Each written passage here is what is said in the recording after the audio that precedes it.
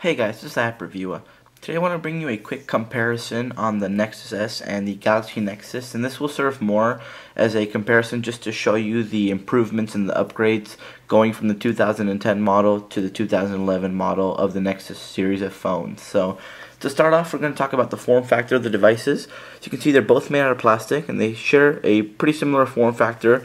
They both have these humps right here towards the bottom, speaker grills, Google and Samsung branding, camera, LED flash, and their fronts are pretty similar because they both feature a slightly curved display, as you can see right here. So in terms of specifications, the Nexus S is 10.8 millimeters thick, which is pretty thin overall, but it definitely isn't one of the thinnest phones out there. Certainly manageable though.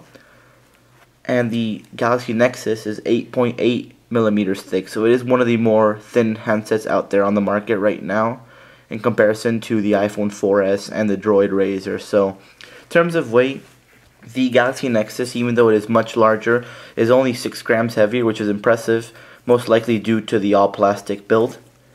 And like I said, this one is 6 grams lighter, but it is a little bit smaller, and it seems that Samsung have done some good changes in terms of the design just to make the phones look a little bit better. So in terms of display quality, here we have the Galaxy Nexus with a 4.65-inch diagonal screen.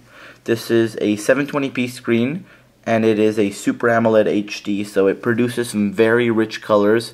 And like I said, it is 720p HD, which means the resolution is 720 by 1280, and this produces some very crisp, clear, and colorful images, as you can see. So just taking a look at that wallpaper in the background, you can see just how vivid it is.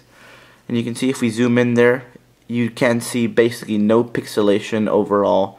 And the only downside on this display is that it does use Pentel technology, so the actual pixel density, which is 316 pixels per inch, should be a little bit less because of the use of that technology.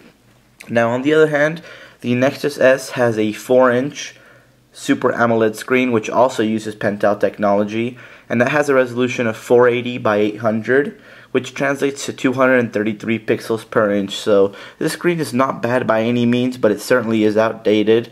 I'm sure that a lot of users will be pleased with this screen because it does have some great color reproduction as well, and the images are fairly sharp. So both screens are fantastic, but obviously the 720p monster screen on the Galaxy Nexus is superior. In terms of processing power, the Nexus S has a single-core Cortex-A processor, which is a Samsung processor, and it also has 512 megabytes of RAM, but the overall experience is still pretty fluid. I was definitely pleased while I used this device up until just about a week ago when I got my Galaxy Nexus. I definitely think it served its purpose pretty well. So app loading is pretty speedy, as you can see. Everything opens up fairly quickly. And I think that Samsung did a terrific job on this single-core processor because it does compare to some dual-core processors out there. So definitely pretty impressive. So as you can see, everything is pretty smooth. There's just a little bit of jitteriness, which is common with the phone itself, but most everything is pretty smooth. Now for the Galaxy Nexus, this comes packed with 1 GB of RAM, and it has a TI OMAP 4460 processor, which is a dual-core processor clocked in at 1.2 gigahertz, and with the hardware acceleration that we see on Ice Cream Sandwich, this translates to a much smoother overall experience, as you can see. So everything opens up really nicely, very smoothly. As you can see, all the animations here are absolutely fantastic. So you're going to have a great time using the Galaxy Nexus, and I definitely think it is one of the more worthwhile parts of the upgrade, just the overall smoothness that I notice on the actual device. Everything is just more responsive and more refined on the Galaxy Nexus. Now something I find quite interesting, but at the same time a little bit disappointing, is that the GPU was not upgraded from the Nexus S to the Galaxy Nexus, so that remains the PowerVR SGX 540, which means that for graphical rendering work you will not have any improvements, so gaming will pretty much be the same. This falls a little bit short in comparison to the Samsung Galaxy S2 and the iPhone 4S, so in that department it is a little bit disappointing to see the same GPU having been used. So the Nexus S comes packed with a 5 megapixel camera with a built-in LED flash on the back here. Now at the time of its release, the iPhone 4 and the Xperia Arc already had 720p HD cameras on their phones, whereas this one was limited to 480p. So the fact that Google's flagship device was limited to 480p is a little bit disappointing to say the least at that point in time. However, still images were pretty decent with some good clarity. However, under dark conditions, you see a little bit of graininess and jaggedness. On the front, we have a 0.3 megapixel camera, which is pretty bad to say the least. So I didn't really use it for anything but video chats, which at the same time were actually pretty bad quality.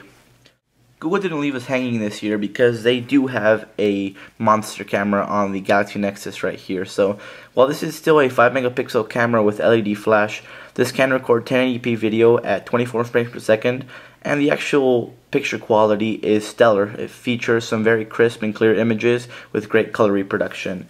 Now on the front we have a 1.3 megapixel camera, which is much improved from the previous Nexus S camera, and this actually shoots in 720p video, which is very impressive, and it's actually the only front facing camera I know that does that. So in terms of connectivity, the Nexus S is actually pretty basic. It features Wi-Fi, 3G, USB 2.0, NFC right here on the back, as well as Bluetooth 2.1 and assisted GPS. The Galaxy Nexus, on the other hand, features Wi-Fi, both LTE and HSPA Plus connectivity, USB 2.0, NFC built into the battery, Bluetooth 3.0, and also assisted GPS. So there seem to be some minor improvements on that part. The Nexus S on the left-hand side features a 1500 mAh battery, which gets pretty good battery life for an Android device. I was definitely pleased with it the moment I picked it up. So you will be getting about a day on average, that is with medium to heavy use.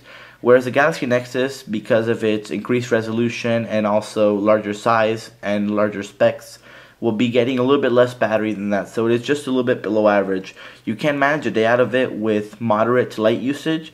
However, a heavy user like me will have to recharge several times a day. Being Google's flagship handset, I definitely think that it should set the bar for future Android phones for 2012, and I'm not sure that the Galaxy Nexus has done that exactly. So while it may be a very powerful device, I'm definitely enjoying using it. I think it comes short in terms of the processor, the GPU, and the RAM. I really think it should have set the bar for those phones and had a quad-core processor, maybe some increased RAM such as 1.5 gigabytes, and the GPU should have been much better than it had, and I really think they skimped out on that. So overall, I have to say that the Nexus S was a pretty good phone for what I used it for. It's definitely one of those phones that I'm going to keep in my drawer just because it's very reliable. And the Galaxy Nexus is obviously going to be my main handset. Hopefully you guys have noticed some of the differences and the improvements that Google and Samsung have made for the better, and some of them obviously have not been changed. So anyways guys, hope this video helped you out. I may make more comparison videos on different phones to the Galaxy Nexus if I can get my hands on those. So anyways guys, just comment below what you thought about this video. Just stay tuned for more of my videos. Cheers.